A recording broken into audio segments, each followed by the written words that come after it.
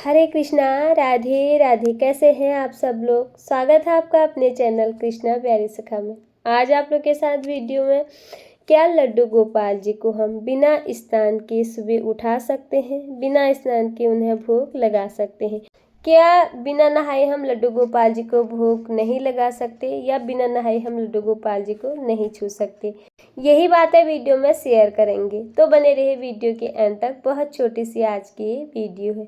लड्डू गोपाल जी कौन है? भगवान श्री हरि के अंशावतार, वही परम ब्रह्म परमेश्वर है और सारे जगत के पालनहार भगवान कृष्ण के ही बाल स्वरूप को लड्डू गोपाल जी कहते हैं, और जिनकी सेवा हर घरों में रहती है हम सनातनी करते हैं, जिनकी सेवा पूजा हम बाल स्वरूप में करते हैं। तो ऐसे में हम क्या लड्डू गोपाल जी को बिना स्नान के ही उठा सकते हैं, या बिना स्नान के ही उन्हें भोग लगा सकते हैं। अगर हम यहाँ पर शास्त्रों की बात करें तो शास्त्रों में बिल्कुल भी नहीं कहा गया है कि लड्डू गोपाल जी को हम बिना स्नान के छू सकते हैं या बिना स्नान के उन्हें भोग लगा सकते हैं, क्योंकि वो भगवान परमेश्वर हैं। बिना स्नान के ही भगवान की प्रतिमा या मूर्ति को हम नहीं छू सकते। तो ऐसे में हम क्या करें?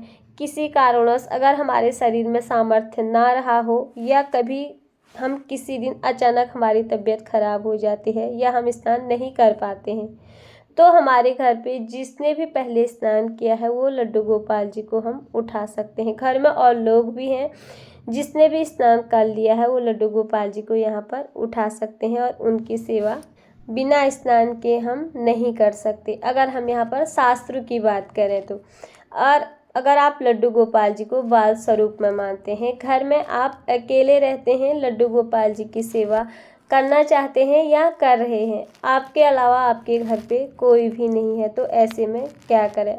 या कुछ ऐसी स्वास्थ्य समस्याएं हैं जिसके चलते अनुसार हम सुबह जल्दी नहीं उठ पाते और जल्दी स्नान हमसे नहीं हो पाता, और ऐसे में लड्डू गोपाल जी की सेवा कैसे करें? तो ऐसे में अगर आपका मन नहीं मान रहा है, लड्डू गोपाल जी आपके सोए ही हैं, 8 बज गए, 9 बज गए, फिर इससे ज़्यादा दिन भर तो हमारे लड्डू गोपाल जी को हम सुला के नहीं रख सकते।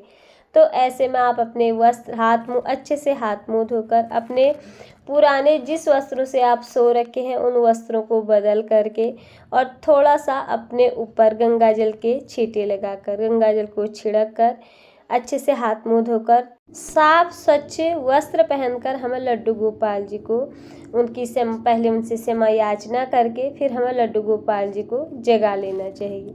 अगर आप सुबह इन सर्दियों में किसी कारणवश सुबह जल्दी स्नान नहीं कर पाते, या आपके अलावा आपके घर पे कोई भी लड्डू गोपाल जी की सेवा करने वाला नहीं है, और आपके शरीर में इतनी सामर्थ्यता नहीं है कि हम लड्डू गोपाल जी को जल्दी से उठकर स्नान करके उन्हें हम जगा पाए, तो आप इस तरह से करके लड्डू गोपाल जी को सुबह जगा सकते हैं। उसके बाद आप जब भी लड्डू गोपाल जी के लिए भोग बनाएंगे या उन्हें स्नान कराएंगे, आप पहले खुद स्नान करके शुद्ध हो जाइए, उसके बाद ही लड्डू गोपाल जी को स्नान आप कराइए। स्नान करने से पहले हमने गंगा जल के छींटे लगाकर लड्डू गोपाल जी को उठा तो लेंगे, यानी कि हम उनको जगा लेंगे, पर उनका स्नान, उनका भोग, पहले आपको उसके लिए खुद शुद्ध होना पड़ेगा। आपकी आंतरिक शुद्धि भी जरूरी है और शारीरिक शुद्धि भी इसके लिए बहुत ज़रूरी है, क्योंकि भगवान की सेवा के लिए हमें शुद्धिकरण बहुत ज़रूरी होता है। इसी बात का हमें ध्यान रखते हुए लड्डू गोपाल जी को स्नान भी कराना चाहिए और उनके लिए भोग भी बनाना चाहिए। तो अगर हम यहाँ पर बात करें प्रेम की और भाव की, बाल स्वरूप की, तो लड्डू गोपाल जी चाहे हमारे घर पे बाल स्वरूप में है, भगवान है, या वो हमारा आंतरिक शुद्धि या शारीरिक शुद्धि नहीं देखते हैं, वो सिर्फ हमारे प्रेम या भाव देखते हैं, पर उनके लिए वैसा ही भाव और प्रेम होना चाहिए जैसा भाव भगवान श्री राम जी के लिए सबरी का था और माँ कर्माबाई का था। माँ कर्माबाई बिना नहाए ही भगवान जी को लिए भोग बनाती थी और वो उनका भोग ग्रहण करते थे। तो अब हमें ये माँ कर्मा जैसा भाव, माँ सबरी के जैसा भाव, ये सब नहीं रह गया। चाहे हम कितना ही कोशिश कर लें, पर ये ऐसा भाव बनाना या ऐसा प्रेम करना हमारा संभव नहीं है। ये हमारा गृहस्थ जीवन है, यहाँ हमें सब प्रकार के माया मोह लोभ यहाँ सब प्रकार का हमें करना पड़ेगा। तो इसी गृहस्थ जीवन में रहकर हम लड्डू गोपाल जी की थोड़ा शुद्धिकरण से अगर हम उनकी सेवा कर लेंगे, इससे हमें भी संतुष्टि होगी कि हमने लड्डू गोपाल जी की जितनी भी सेवा, भोग सेवा और स्नान सेवा, जो भी सेवाएं की, सब अपनी शारीरिक शुद्धि आंतरिक शुद्धि करके करी। तो कहना हम सबके लिए बहुत आसान होता है कि भगवान के लिए सच्चा प्रेम और भाव होना चाहिए। लड्डू गोपाल जी हमारे घर पे बाल स्वरूप में हैं, हम उन्हें बिना नहाए उठा सकते हैं, बिना नहाए उन्हें भोग लगा सकते हैं या बिना नहाए उन्हें हम स्नान करा सकते हैं।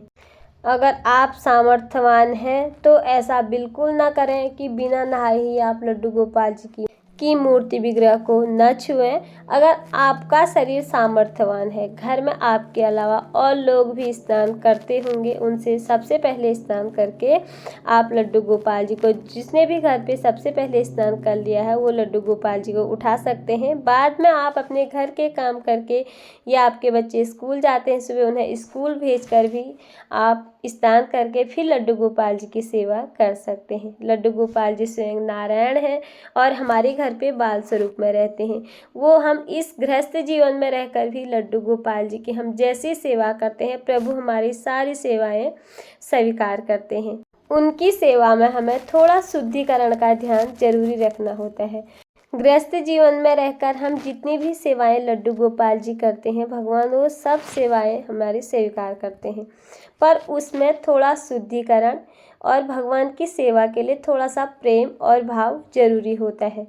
तो इस तरह से आप लोगों को समझ में आ गया होगा कि लड्डू गोपाल जी को हम बिना नहाए स्नान करा सकते हैं या बिना नहाए उन्हें उठा सकते हैं या नहीं, बिना नहाए उन्हें भोग लगा सकते हैं या नहीं। और हाँ, लड्डू गोपाल जी की सेवा के लिए सबके अपने अपने अलग अलग विचार, अलग अलग भाव और अलग अलग तरह का प्रेम होता है। यहाँ पर मेरे भाव लड्डू गोपाल जी के लिए जिस तरह से हैं या जैसे मैं उनको रखती हूँ, जिस तरह से उनकी सेवा करती हूँ, यही मैंने आप लोग के साथ वीडियो में शेयर की और अपने मन की बातें आप लोगों को बताई। अगर आपको ये बातें और ये वीडियो थोड़ी बहुत भी पसंद आई तो प्लीज़ वीडियो को लाइक ज़रूर कर दीजिएगा और चैनल में पहली बार आए हैं तो चैनल को सब्सक्राइब करना बिल्कुल ना भूलें। फिर मिलती हूँ आप लोगों से किसी और वीडियो में, तब तक के लिए आप सभी को हरे कृष्णा, राधे राधे।